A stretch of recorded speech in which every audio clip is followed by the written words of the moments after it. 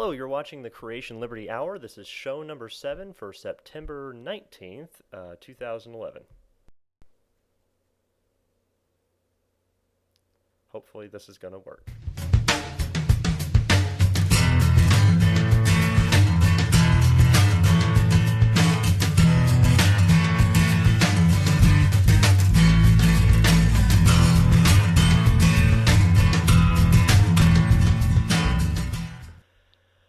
Well, my name is Chris Johnson. I'm the founder of Creation Liberty Evangelism, where our ministry's purpose is to win the lost to Christ and present the truth of science and God's Word. And we hold to the position that God's Word is literally true and scientifically accurate, and that evolution is one of the most dangerous and destructive religions in the history of mankind. And I'm joined by Lorraine today, who's helping me out. And we're going to go over a few topics here real quick, and then we'll get to some questions. And today I thought I would cover, you know what, I don't have the email up here. I should have brought that up. I had somebody email me last week, and basically they were saying, why would Christians kill someone? Like, for example, if somebody snuck into your house and wanted to kill you, why would you, is killing them wrong according to the Bible? He actually worded it a little bit more weirdly than that. It's that guy, that Ron from Washington, or used to be on the Facebook group. I don't know if you remember that. No. Well, she doesn't remember that. But he's, the way he words things is a little strange, in my opinion. I guess you'd have to see some of it to understand. But he did ask a very good question because, is self-defense in scriptural? And in fact, it is. Okay. First of all, there's all sorts of places in the Bible where it talks about this kind of thing. But I'll tell you what, I actually just posted an article about this. If you are watching this on the website, again, I don't know if everybody's watching on the website. If you're not, you can go to creationliberty.com and click on podcast, and that'll take you to where we're streaming this from now, and you can join in our live chat. Also, I better make mention, because I forget to mention this sometimes, that our live, to get into the live chat, if you're a guest, and if you try to type something into chat, you'll get a little window pop up. That's where you can sign up. You just create a username and a password, and that'll let you get in there. So basically, I wrote an article on this. If you want to take a look at this without having to close the chat or the chat window or the window that you're at, you can right-click on where it says Q&A on the left-hand side. Open a new tab or clone tab, something like that. And at the top, there should be one that says, "Is it wrong to kill someone in self-defense?" And Lorraine was eyeing the picture that I put here, which I always liked. I always like this little advertisement. It's basically, most of the time you'll find this kind of picture on a pro-gun, like the NRA and stuff like that. They'll post stuff like this, which I think it's great. And for those of you who can't see it, or you're watching this on a YouTube stream, it has, a map, and on, one side of the map it has, a rapist with AIDS, and then another arrow pointing next door to that and says, "Your daughter." And then over on the other side of the map, it has the nearest cop. And it has 3 items on the picture, and it says, which would protect her health best? It has a picture of a condom, a cell phone, and a gun. Well, think about it. Which one is going to protect her the best? And you make that decision for yourself. But it is wrong to murder. I will say that, and because Jesus Christ said in Matthew 19:18 that thou shalt do no murder, thou shalt not commit adultery, thou shalt not steal, thou shalt not bear false witness. Okay, he is re-emphasizing the law, as Jesus Christ came to fulfill the law. He didn't come to change the law. He basically came to fulfill parts of the law that we don't have to necessarily have to fulfill today. But these are and if you want to read about the 3 different types of law, there's another article in our Q&A section called, why do Christians follow some laws but not others, listed in the Bible. And that's because we don't follow the laws that Christ came to fulfill, that part of the law. So, but this is a law that bears witness to God's nature, and thou shalt do no murder is one of those. So, skeptics and scoffers I've commonly seen, and I can give you examples of that if somebody asks for it, and you just comment to Lorraine. She's going to pass some stuff off on to me if you have any questions or anything like that. And by the way, if you want to get your question posted over anybody else, you get priority. Just put your name and your location with your question. For example, if I were to ask a question, I'd say, "My name's Chris. I'm from Indiana." That's it, and that'll get you priority over everyone else.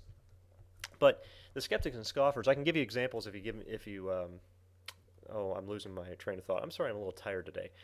But we've been working all day, haven't we? Yeah, Yes, we have, we've and been busy. Lorraine's been working on some stuff I'll mention later. But anyway, the skeptics and scoffers, once you tell them, okay, yes, it's wrong to murder, they come back with a line and say, so you wouldn't kill someone if they were threatening your family? And my answer to them is, yes, I would, and the Bible makes provision for that. So, nice try, but, you have to try again there. The Bible does specifically talk about this stuff.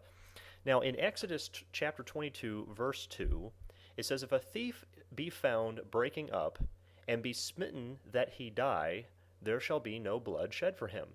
What this is talking about, you see, back then, when you were, if you committed a sin, you had to do the sacrifice and you had to go to the temple and do all this stuff. This is the kind of thing that Jesus Christ paid the penalty for, so now we don't have to do those things anymore.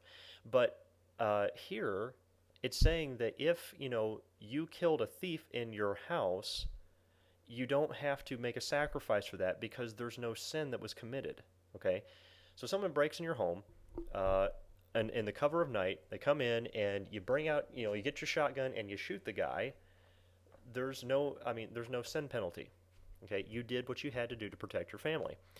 And there's all sorts of places in the Bible that talk about, how to, to protect the weak. Psalm 82:4, deliver the poor and needy, rid them out of the hand of the wicked. And I'll discuss that more in a minute. But also that just because someone breaks in your house, that does not give you rise to kill that person just because they broke in your house. Notice the next verse in Exodus chapter 22. In 22:3 it says, if the sun be risen upon him, there shall be blood shed for him, for he should make full restitution. So the point that it's talking about here is that if you were to kill a thief in broad daylight, somebody broke into your house in broad daylight, you caught him, you've got him at gunpoint, you don't shoot them, okay? At that point, you can, you have an opportunity. You can question them. Why are you in my home? What are you doing? Because how many times have you ever heard stories about somebody who broke into somebody's house because they were drunk and they thought it was their house? That's not a need to kill somebody, Yeah. okay? And so there's certain times that, you have to make a judgment call on these things and be wise about it, and that's what the Bible's talking about here. But if someone is to break into your house at night, you don't know what their intentions are. You don't know if it's a rapist that's there to take advantage of your wife or your family. You don't know if it's a murderer who's there to kill somebody for some personal pleasure. You don't know what their intention is. And if it's under the cover of night, they hop in the window and you shoot them and kill them, hey, you had to protect your family. And you don't need to add guilt onto your plate just because you protected your family. That's something that biblically you are supposed to do, both men and women. Both are supposed to protect your families because, hey, Galatians 3:28 says there's neither um, bond nor free, there's neither male nor female, for you are all one in Christ Jesus. So as Christians, there are certain equality on that kind of thing. We do have our differences, but it's so funny. Don't you find that funny how it's the rest of the world that makes it seem like Christians are not about, that Christians are, they make it portray like Christians are sexist on things, like the men always, is the leader and the woman is the subservient and blah, blah, blah. I think the Christians are actually more on equality for men and women than any other organization I've ever seen. Most of them, because even when you get into some of the organizations like WOW, or no, is Now, not WOW. WOW's the food one, I think. Now is the National Organization for Wild Women, right? That's the National Organization for Women. I just call it Wild Women. But anyhow, the thing is, if when you get into organizations like that, you see them where they go way overboard on. Then they start downgrading men for women to look more superior. You start getting into the feminazi movement, which most women, and I'll let Lorraine speak for herself on that one. Most women are against. Would you say that most women are against the feminazi movement that's going on in this country? Yes. And you've talked with other women who also agree. Yeah. There we go. So that was from the mouth of a woman, folks. It's not from the mouth of a man. There's many women against the feminazi movement. But that's getting off topic. The point is that you don't know someone's intentions. So you basically, if someone sneaks into your house at night, you can't see what it is, hey, you do what you have to do. So, and there again, even if somebody were, I want to give this example. Why biblically does God not give a death penalty for thieves? Well, and you'll see here in Exodus, in the very first verse of chapter 22, it says, "If a man steal an ox or a sheep, or kill it, or sell it, he shall restore 5 oxen for an ox, and 4 sheep for a sheep." So here what it's showing is that you have got to pay back as a thief. If you're caught, you have to pay back 4 to 5 times what you stole. And here, and this, I wish we had this in this country, to where by law you were forced, if you could not pay it, well, then you were forced into a servant's position, like you had to do some sort of community service to get payment, and then pay that back to the victim. That would be justice, and that would be restitution, in my opinion. But what we do today, police take them off, they throw them into a prison where they give them 3 square meals a day and clean living quarters. And then the person who's the victim has to deal with the insurance company, where they most of the time don't get back everything that they lost. Yep. That is not justice. There is a whole lot more justice in the Bible than what we're actually experiencing in our country today. And we could, I better move on from that, because I could talk about that for hours, and I don't want to get off on that rabbit trail. So, let's see here. What else did I write here? On another note, as a Christian, what do you do if they get away with your valuable property? Well, if they come in, they steal a bunch of property, and they get away, first thing you should do, contact the authorities, let them know. And contact your neighbors, let them know what happened. That way everybody can keep an eye out for this person, and it helps the neighbors protect themselves in case, there's a theft spree going on. They can protect their homes better. So you warn them to help them out, and warn them to try to catch this criminal, and if he gets away, then you need to pay very close attention to Romans 8:28. It says, "And we know that all things work together for good," with 2 conditions. Number 1, for them that love God, and to them that are called according to his purpose. So what you do, if they get away with it, let it go. It's just stuff, okay? Nobody in your family got hurt or anything like that. Great. Take the stuff and go. However, that just because I say that, that doesn't invite people to come into our house and try to steal anything. If you were going to sneak into my house, trust me, you are going to meet some opposition.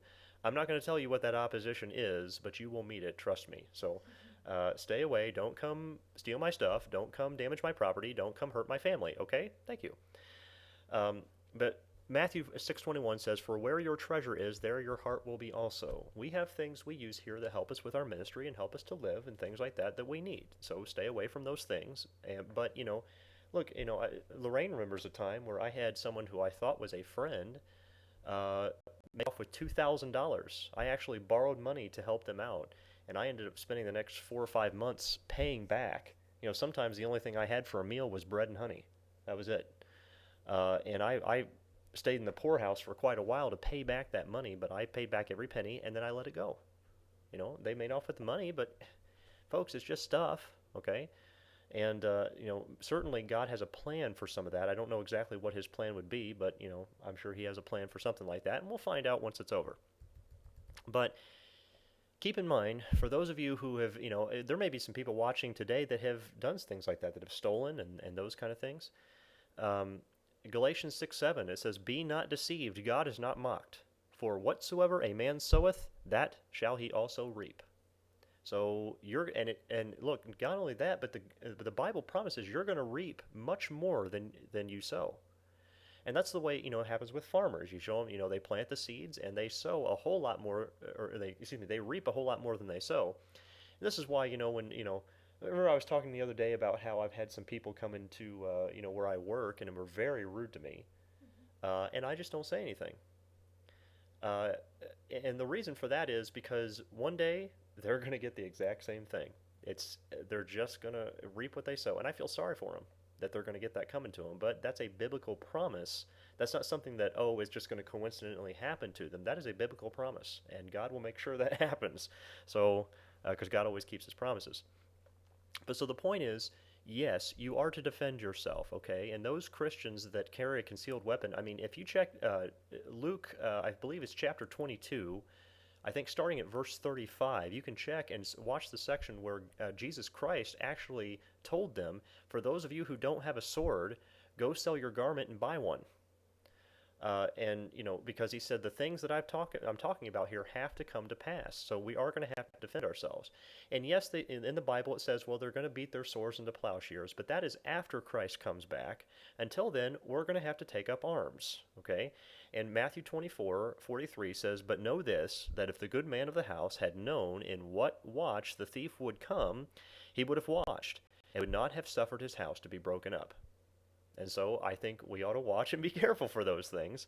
So no, so is it wrong to kill someone in self-defense? Absolutely not. Okay, and the one thing I have to mention one more thing here, and I did put this in the article. It says there are others I have seen argue that if Christians are saved, they should just die off and give the criminals the opportunity to live in that situation, since we're saved and they're not. that is the dumbest argument I have ever heard. Show me a place in the Bible where God makes provision meaning it's legal stipulation for the wicked. Show me a place where he protects the wicked in the Bible. Certainly he offers salvation to us wicked and unrighteous children, but show me a place where he gives justification for the wicked. He never does, okay? And so why are we to sit here and give justification for wicked people that are doing wrong, saying, oh yeah, go ahead and kill me and go ahead and take my stuff? Do you know how quickly this world would break down if we did that? I mean, it would just, we would lose everything in a real big hurry. So anyway, that's also a dumb argument. So if you ever hear somebody argue that, or argue any of the things I was talking about in here, just go to send them the copy of this article and they can check the scripture on that. So let's see here. I did not have everything prepared. Did we have any questions or comments that you wanted to share? Not yet. Not yet? Okay. Well, unfortunately, I completely forgot to get out my next section of this. And it's going to take me a moment here because I got to figure out where did I put it? There we go. Because what we're going to do is continue on with the limited age of the Earth portions that we've been doing every week here. And unfortunately, I have a very slow laptop. Maybe one day we will, I don't know, 5 years from now, we'll have enough money to save up to get a new laptop. If that's ever going to happen, not sure. While I'm waiting on this to load, though, perhaps we can go ahead and mention about, it's 2 weeks from today. We will not be having our evening show because we will be at the restaurant in Waldron, Indiana, and I'll be giving a presentation there on the age of the Earth. And we're looking forward, very much forward to that, because I've been in this area for 2 years, and this is the first presentation we've been able to do in the Shelby County area. I mean, I've lived around here for a while now, and we just not been able to get anybody. It's not the members of the churches. Like the people that go to the churches generally, they like what we have to say, and they really want us to come to their churches. We just keep getting stopped by pastors and deacons by their political processes they have in their church. And it's so funny. We've had some of them come to us, have we not, and say, well, we are not political around here. Mm-hmm. But they are the same ones that have stopped us time and time again. I'm like, wow, they claim that they're not, but they absolutely are. So it's not all pastors and deacons are like that. Please don't get me wrong. I mean, we have some very good friends of ours that are pastors. Like, Pastor Jimmy, we just went to their church last week. I mean, he's a good friend of ours, and I love Pastor Jimmy. He's just a wonderful guy. I mean, that guy is not political. See, he's the guy that went on that, we went Saturday morning. He drove his van around to a bunch of different houses for some of the teenagers that he knows in that area that don't go to his church. He was out front of their house, honking his horn, get out of bed and get in here. You got to come see this presentation. So he was dragging them out of bed and bringing them over, and they were glad they came, too. We had a bunch of them stop and talk to us afterwards, so... but that's the kind of pastors I like, the ones that get in there, get their hands dirty, and get the work done. And that's what, yeah. And not just pastors, I like Christians in general who do that. I mean, that's what we're supposed to do. It doesn't matter how you do it, just get things done. Well, it does matter how you do it. I shouldn't say that. It can matter how you do it. But, at least do something, okay? That's all I'm encouraging people to do. So I have to remember where we left off. I think we were talking about the comets last week, but I have to remember. Yeah, because we went over the Oort cloud, we went over magnetism, and that kind of thing. Here we go.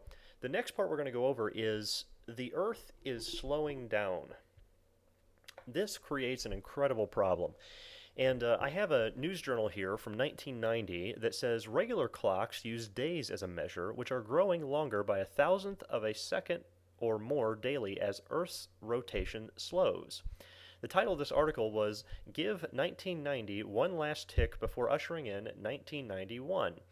So what they're doing, another article I have here from Astronomy Magazine 1992, they're adding what they call a leap second. So you have what you call a leap year. That's every 4 years. You have, we're missing a day. That's why some people who are born, it's supposed to be February 29th, and they make the joke that when people are born on February 29th, you only have a birthday once every 4 years, so you don't age as fast. But this is a leap second, so every year they're adding on I forget how much exactly. Was it like a quarter of a second or something like that? I'm not sure. There's a specific amount of a second they keep adding on each year. So the question we would have to ask, because if the Earth is slowing down, and the Earth is claimed to be billions of years old, why has the Earth not stopped by now if it's slowing down? Because if it's supposed to be billions of years old, this creates a problem.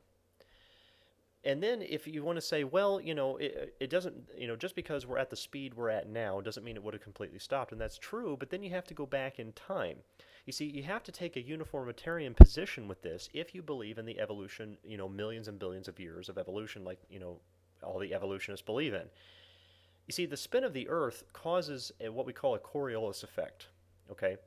This is only one of the major problems, because I usually don't get a lot of time in my seminars to discuss all the major problems of each one of these, and that's why we're going through them at a snail's pace here. But the spin of the Earth, it causes what the Coriolis effect. The Coriolis effect is just the wind patterns created from the spin of the Earth.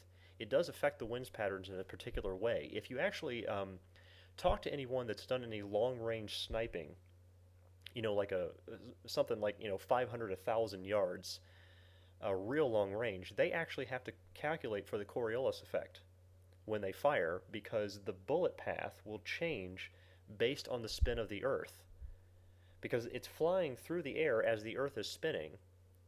So they actually calculate for Coriolis effect. That's incredible. Those are some really smart guys that really calculate some interesting stuff there. But this is affected. So if you're going to speed up the Earth, you keep adding this second, and of course, the amount that you're adding onto it, if you go back for so many millions and billions of years, you don't have to go back too many millions of years before you create a serious problem, that you're going to have wind currents, thousands of miles per hour. Nothing could survive in those kind of conditions, and then the question comes, how do you have enough time for things to evolve when you have all this harsh wind current? Not only that, but think about how long our days are today. 24 hours is roughly just the right amount that you need in order to get, you have the sun up, you're going to get the hottest point of the day and the coldest point of the day at both ends, but it's at just the right position in order to allow for life on the Earth. Now, if you speed it up, well, that means you're going to have less hours during your day. You're not going to have to go back too many millions of years before your daytime is only going to last about, half as much. And then you're going to start creating some problems, because you're not going to have, where do you have time to sleep? There's certain, animals and people both work on generally, anywhere from a 6 to 10 hour sleep cycle. Generally, it's on average 8 to 9 hours. So, yeah, for an adult. So why? And that's one thing I ought to mention too, is that I was actually reading some studies on about that some of the teenagers sleep longer, not justifying them staying out all night and sleeping in all day, but they do generally sleep longer because when their body's growing, they get a lot. They exert a lot of energy as they're growing, and with their body creating all these new cells and growing, they do tend to sleep longer. They on average, I read a long time ago in a magazine, they'd said that the average teenager will sleep an hour longer than the adults. Yeah. So factor in hormones and all that too. Yeah. They really need to sleep. Yeah, they need to sleep a little bit, Getting it. which is why I think the teenagers should go to bed earlier, right? Then you won't have a problem. Well, the thing is, my issue is that they should start school a little bit later as opposed to being so early in the morning. That's true, but the reason just around keep them a little actually. bit later. Sorry, maybe we ought to let Blaine repeat that, because nobody's going to be able to hear it on the cast. Here you go. Well, I was just saying that, in my opinion, the school should start a little bit later in the morning and then just run a little later in the afternoon to account for, the kids, teenagers, etc., needing more sleep than adults do. And so I just think it'd be all around better, if they would 9 to 5 instead of 7 to 2 or something. Yeah, but you know the reason they don't do that, right? Is because of the parents that work. See, when they have to get their kids up in the morning and things like that. But hey, I have a solution for the problem. Want to know my solution? Homeschool. Homeschool. That's correct. Everybody, let's just have private schools and homeschools and get rid of should we have public schools at all is the biggest question. If everybody just did private school, then we could get rid of all the property taxes because property taxes is supposed to go to education. You don't have to pay property taxes. Take that extra money and invest it into the education of your children.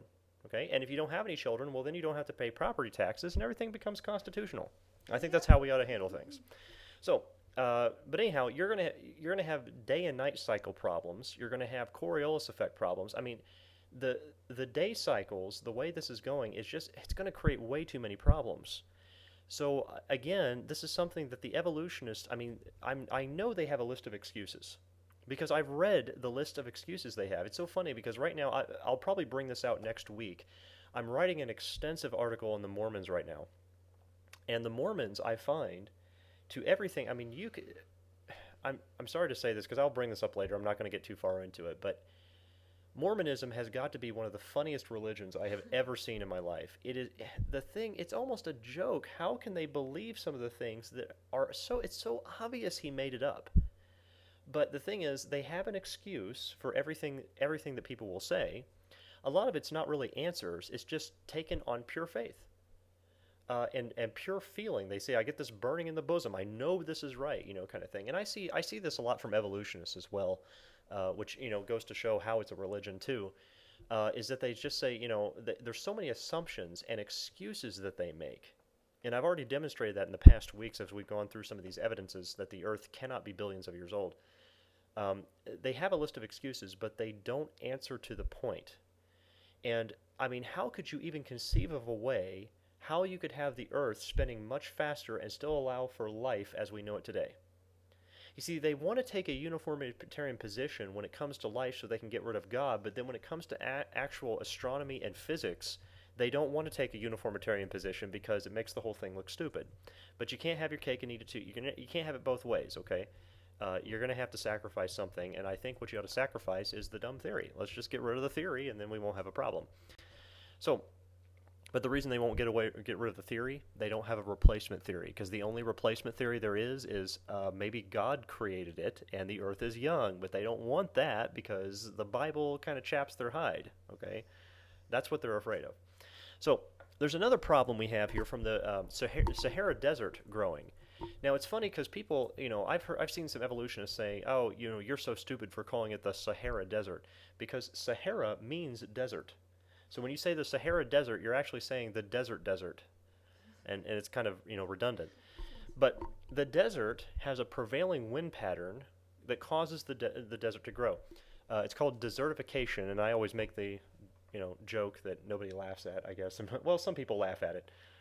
In my seminar, desertification is what happens when I eat too much cake. I saw you shaking your head. You didn't even want me to say it here. She's so sick of hearing my jokes. No, I was just thinking that no one really laughs at it. No one really laughs at it? No. Well, I'm gonna keep trying. Okay. I'm gonna believe that one day somebody will laugh. Some people have laughed. Some people, have enjoyed it. Out of pity. Thank you. Okay. Anyhow, desertification. So this desert is constantly growing. Now, when they started measuring this, it was a few years ago. I remember reading something about how the desert was growing approximately 4 miles per year. And I think if you check some textbooks and stuff, you'll see where they say roughly 4 miles per year this is growing. And you have to understand this desert is causing just devastation out there. If you have farmland, and over the course of 1 year, your entire farm turns to sand, what do you do? Move. Move is an understatement. I mean, you lose everything, basically. Because if it turns to sand, it's not just your crops you lose your home. What's your foundation sitting on? I mean, doesn't the Bible talk about not having having a foundation on a rock, right? That's supposed to be Jesus Christ, but it's still at the same time it's a metaphor. The metaphor works for a reason Yeah. because you're supposed to have solid ground to put your foundation on. You're going to lose Yeah. everything. And I mean, out there, it's not like you just go and rent a house from somebody else and start a new farm. I mean, you have nothing. So I mean, it's causing a whole lot of famine out in that area, which is causing concern and also from all sorts of people. Um, but the thing is, the Sahara Desert, based on the growth patterns they see today, when they calculate it back, they said, well, this desert has probably started around 4,000 years ago based on this prevailing wind pattern. Well, according to the creation model, this fits in perfectly. I mean, you're not going to have a desert grow until after, the flood ends, the floodwaters settle, and then the ice caps melt back to where they are today. You're not going to have the first desert grow. So it would make sense, since the flood would be about 4,400 years ago, that the oldest desert in the world should be less than 4,400 years old, and that's exactly what we're finding here. But now we have a problem with the evolutionists because if the desert has been growing and there's a uniformitarian thing, see, because they even say that the last ice age, they always try every time they have a problem that they can't answer, they throw an ice age in there. Oh well, there was an ice age. I think the last one they say was roughly 10,000 years ago, an ice age. Well, there was an ice age on this planet, and we're gonna cover more on that when we get to seminar number 6. When I get that far, we just don't have time today to discuss it. But when uh, there was an ice age, we can talk about that for a while. I'm not going to get into all that right now. I just said that, didn't I? Yeah, I just repeated myself. I'm tired, folks. I'm sorry. I've been working all day, and I'm tired. But with the desert's been growing for at least the 10,000 years they're talking about, this desert should be much bigger. I mean, this desert should have engulfed most of Africa by now. And if you take a uniformitarian position, I mean, they can't prove there was an ice age 10,000 years ago. They're just throwing the number 10,000 on it because it helps their theory. But if you take a uniformitarian position back, why hasn't the entire continent of Africa been engulfed by this desert by now? I mean, shouldn't it be bigger? Well, obviously it should. But the problem, they don't have an answer for this one. So this creates another serious problem for them that because of the Sahara Desert and the limited age of it, the Earth cannot be billions of years old. We should have had a much different geographic settings for different areas like this. There's another problem they have here, and that has to do with oil wells. Now, oil wells, a lot of them, when they test them, they found they have up to 20,000 pounds per square inch, okay? And basically, when they dig into the ground, it's basically I hate to reference that, like a zit, basically. When you pop a zit or something, it just explodes like that. Well, I mean, that's what it is. It's like a boil or a zit or something like that. When you get enough pressure, it just explodes. And that's exactly what happens here. The crust of the Earth is actually very, very thin in relation to the size of the Earth. Okay, we think it, very thick, miles thick. Yeah, to us that's real thick, but to the size of the Earth, it's not very thick. So it's like a thin layer of skin, and as if you get a bunch of pressure of something built up under the skin, it just bursts open. Okay, and that's what happens when they dig these oil wells. So they, drill down to the Earth. Once they strike the oil, what happens is that the oil goes to the path of least resistance. So you have a bunch of pressure, and then you drill a hole down, and this hole doesn't have any pressure, so it all just comes shooting out, and that's where you see the big, oil, shoot out from the ground kind of thing. I don't know whether they ever showed something like that on Beverly Hillbillies, but I hate that show. oh, Beverly Hillbillies, yeah, I never liked it either. It seemed kind of strange to me, but a lot of people used to like it. But that's they were digging for oil and they found oil. That's supposedly what they did. But I've got pictures showing them the oil wells coming up. Now, Never understood the tower things like that. well, they're digging for it. They have to get a gigantic drill they take down. Not gigantic, it's really long. I understand that, but it's spewing out the top. Wouldn't they have something to catch all that oil in? Because I mean, it's gonna do a lot of damage. How? Everything to catch the oil. How? A pipe, tube. I don't know. How are they going to get it down there if they haven't drilled yet? Take it down with the drill. They can't. There's no. I mean, How are they gonna? How are you gonna even capture all the oil once you have a hole there? It doesn't even make you any have sense. to wait for the pressure to go down before you can start to do that. So they have to let it come out. This is what they're doing, and sometimes it'll drain. I'm not sure. Don't quote me on this, but I think I've heard sometimes they'll drain for weeks before they can. But you have to understand, even though you're thinking, wow, they're wasting all that oil, you don't even understand how much oil is down there. It's enormous. Overall, yeah, that's not a lot of oil, but the effect to the environment around it, it's a lot of oil.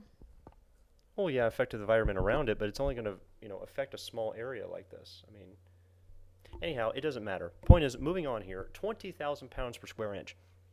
If you took a 100-pound woman, got her on a stiletto heel, she put all her weight onto one stiletto heel. Those are the long heels on high heel shoes. And if you got it's 3/4 inch stiletto heel, put a 100-pound woman's pressure on there, she can create 1,600 pounds per square inch. Now she could, if she stood on your stomach, she could drive that right through your stomach. I mean, it creates a huge amount of pressure. I've been told that that actually creates more pressure than an elephant standing on you. So it's a lot of pressure. That's 1,600 pounds, 20,000 pounds per square inch. I mean, basically under that kind of you yourself, if you were instantly put into a 20,000 pounds per square inch pressurized field, you would instantly be squished into almost nothing. I mean, it's a lot of biomaterial packed into this small area. But the problem is, a lot of what the evolutionists don't really account for is that the oil pressure, it loses its pressure over time. The rock bends, the rock gives over time that's around it. It's not going to hold it forever. It doesn't just get 20,000 pounds per square inch and then just stay there. It's very slowly over time, it's losing that pressure. And according to Creation Ex Nihilo, is I think volume 12, number 2, page 30. They wrote an article on how fast can oil form. And they were talking about how the rock around the oil wells is only going to hold that pressure for 10,000 years or less. Well, now we've got a real serious problem because according to the evolutionists, it takes millions of years for oil and gas to form. But if the rock can only hold that pressure for 10,000 years or less, well, number one, why do we still have oil wells under pressure if the Earth is supposed to be millions of years old? And then number two, it went down, just got to put it back up. Number two, how is it that we have oil wells under pressure when it takes millions of years for that to form? You want to click on it again. Yeah, try that. That should help it.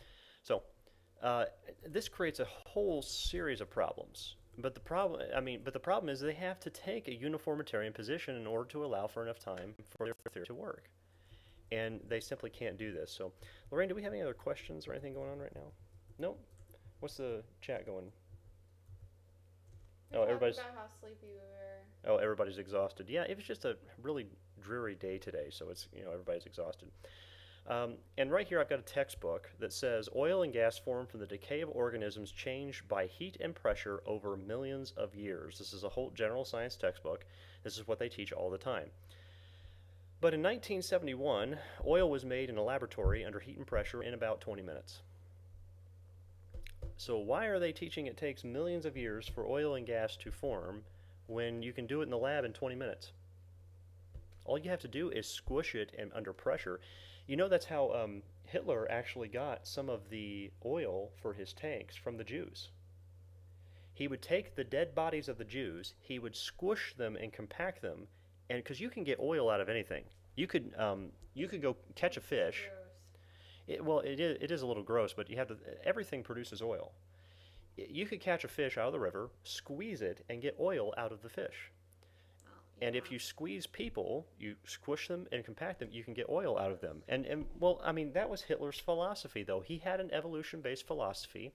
He thought he was doing the world a favor by getting rid of the Jews, and he thought, I've got all these dead bodies laying around, and it's costing us a lot to be able to, incinerate their bodies. So let's see if we can get some use out of them. So he puts them to work for, 12-hour shifts, lifting these heavy stone slabs to build his Nuremberg theater. And then when the war started, he started when they died off from exhaustion, they would drag them off and then bring them over to the squishers, squish and get the oil out of them and use them to fuel his tanks. That's what they did back then. So they were, in Canada, I have heard they even take, what they would do, you get the turkeys for Thanksgiving, and they'll get the turkey and they take out all the guts and they chop off certain parts, and you have all these turkey parts and turkey guts just laying around. What do you do with them? Well, you have to throw them out. either take them to a place where you can bury them or something, because it's going to stink and rot. And so they got the idea: why don't we uh, just make a factory unit that takes all the leftover turkey guts and just squishes them and compacts them into oil? And I've read that's what they've done, but it's not very cost efficient, and the turkeys don't like it at all. So I think the turkeys had some objection to them doing this. So uh, anyhow, so it's just not cost efficient to do those kind of things.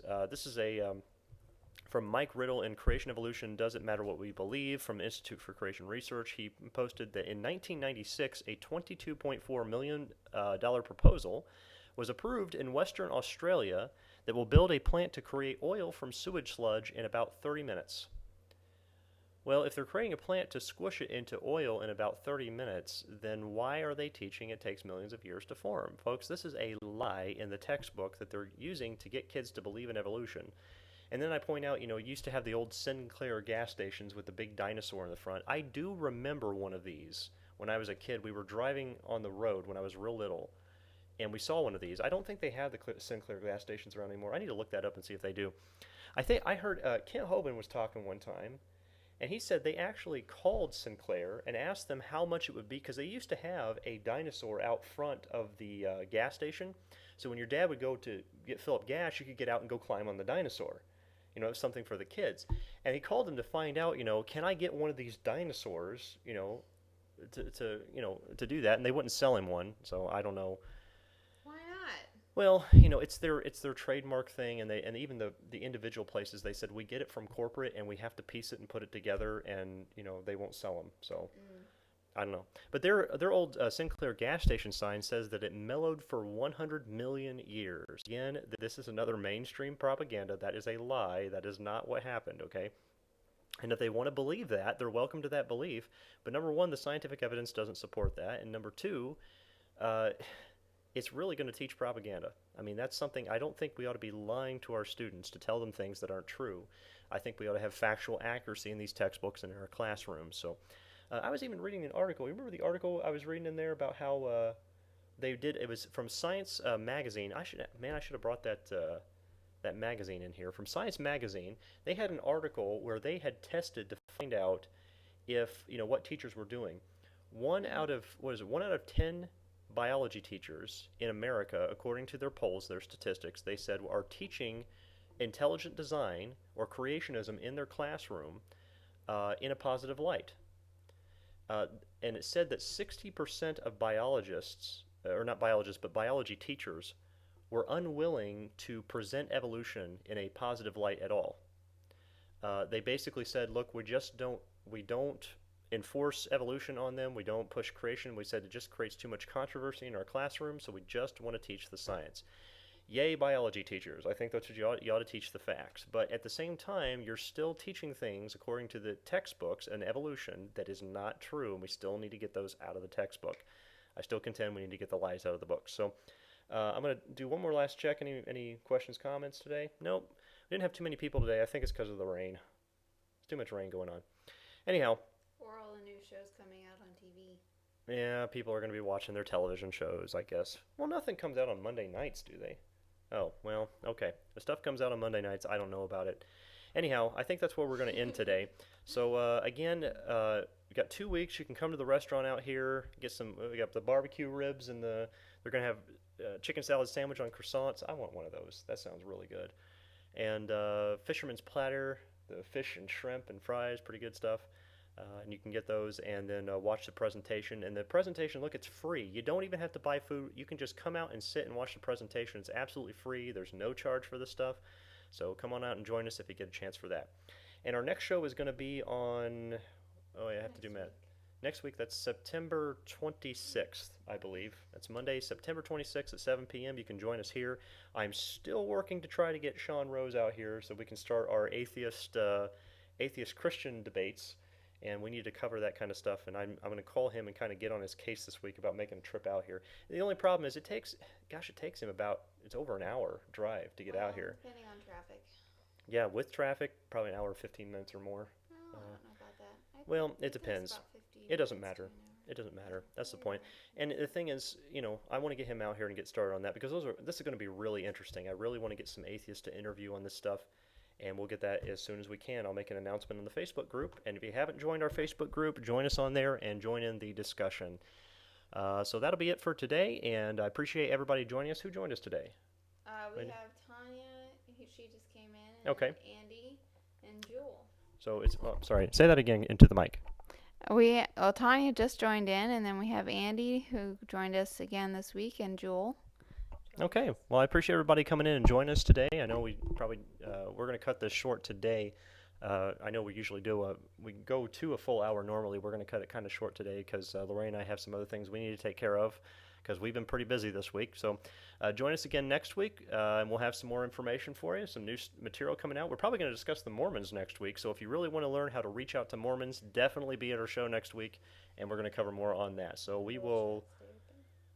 the chat will stay open for a little while. I'll go ahead and leave that up. But anyway, we'll see you guys next week, okay? We'll see you guys next time. Bye-bye.